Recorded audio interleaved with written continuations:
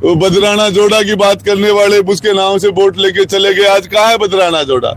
हमारी जो शेखावाटी नवलगढ़ है और इस नवलगढ़ की हवेलियों को हमारे यूरोप के टूरिस्ट आते थे यहाँ, आज उन हेरिटेज हवेलियों को तोड़ा जा रहा है, जनप्रतिनिधियों के द्वारा तोड़ा जा रहा है।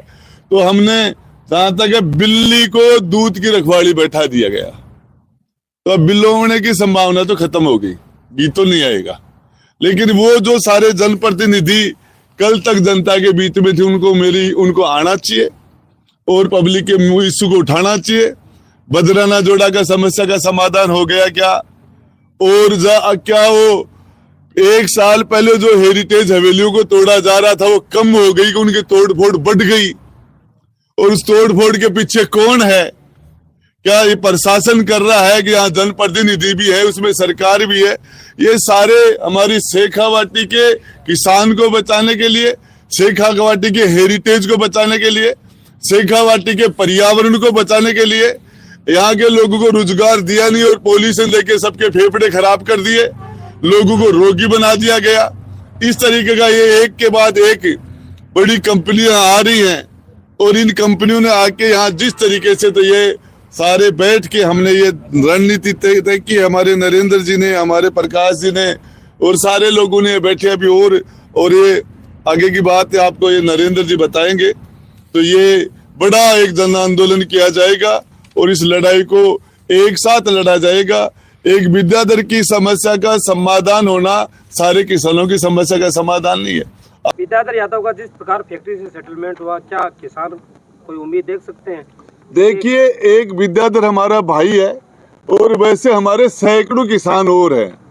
वो हमारी एक विद्याधर को जो समस्या का समाधान हो गया, इसके लिए हमारे आंदोलन की जीत हुई। जो 11 तारीख को हमने प्रोटेस्ट किया, उस प्रोटेस्ट के सामने पहले विद्याधर को उठा के जिस तरह की तानाशाही की जा रही थी और जिस तरीके से जबरन उसके साथ जिस तरह का बर्ताव किया जा रहा था, हमारे सारे किसान भाइयों ने जो प्रोटेस्ट किया उसकी जीत हुई।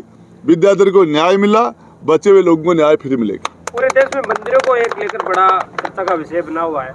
आरोप है कि फैक्ट्री के नीचे जो मिट्टी है उसमें सैकड़ों मंदिर है।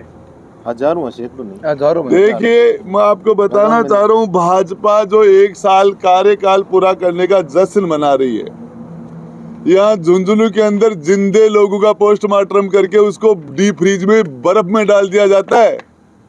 ये 1 साल की उपलब्धि है इनकी। और मंदिरों की बात करती है, राजनीति मंदिर के नाम पर करते हैं। मैं बताना चाह रहा हूँ, संभल के अंदर कह रहे एक मंदिर मिला, 40 साल से बंद था। मैं वहाँ के अखिलियत और मुस्लिमों को धन्यवाद देना चाहता हूँ।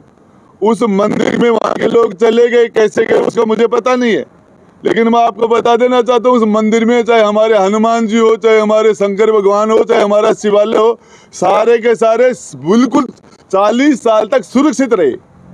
और किसी एक भी मुसलमान ने एक भी मंदिर के अंदर मामूली से भी किसी के साथ छेड़खानी नहीं की। अब उनका काम है, वो अपनी नमाज पढ़ते हैं, हमारे लोग हमारी पूजा करते हैं। लेकिन मैं वहाँ के संभल के हमारे माइनॉरिटी और मुस्लिम को धन्यवाद देना चाहता हूँ कि वो 40-50 साल के बाद में मंदिर जब खुला तो वो बिल्कुल सेफ और सुरक्षित मिला। वो हमारे आस्था के केंद्र, चाहे हमारे बजरंगबली महाराज हो, चाहे हमारा शंकर भगवान हो, उसका मुस्लिमों ने सम्मान किया।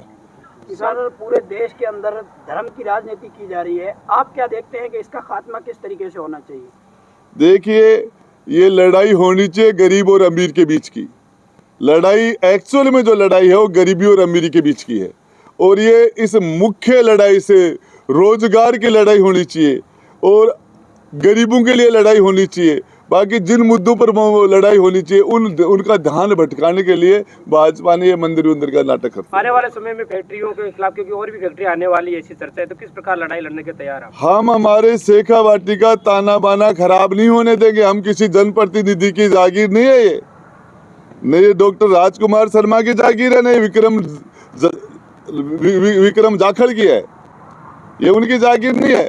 शेखावाटी हमारे हजारों साल से हमारे पूर्वजों की जो धरोहर है, हमारी हेरिटेज हवेलियां हैं, यहाँ का जो हेरिटेज हमारा है, हमारा पर्यावरण है, हमारी देव देवता है, हमारे लोगों का, तो ये हम खराब नहीं होने देंगे। किसानों को राजनेताओं का समर्थन मिलता है, लेकिन अपनी राजनीतिक रोटियां सेंकने के बाद में शायद किसानों का साथ छोड़ के चले जाते हैं। देखिए इसके अंदर बातें हैं, पांचों आंगली इकसार नहीं होती, और इसके अंदर ये सच बात है कि जनप्रतिनिधियों ने किसानों के साथ धोखे किए हैं। आने वाले समय में किसान एक्सपेक्ट कर सकते हैं कि राजेंद्र जी गुटाई की ओर से? देखिए आपको बताऊं छोटी सी बात, मैंने कमेटी में अपने आप को नहीं रखा, मैं किसी भी प्रोटेस्ट के अंदर, वार्ता के अंदर नहीं जाता, और मैं उसके अंदर पीछे से उनका सपोर्ट करता हूं, चाहे किसी जगह प्रोटेस्ट हो ये। और राजेंद्र गुड्डा ये यदि जुगलबंदी करता तो मुकदमा नहीं खाता, जेल नहीं जाता। ये राजेंद्र गुड्डा वाला ऐसी कोई टकसाल नहीं मिली जो आपके भाई को खरीदा।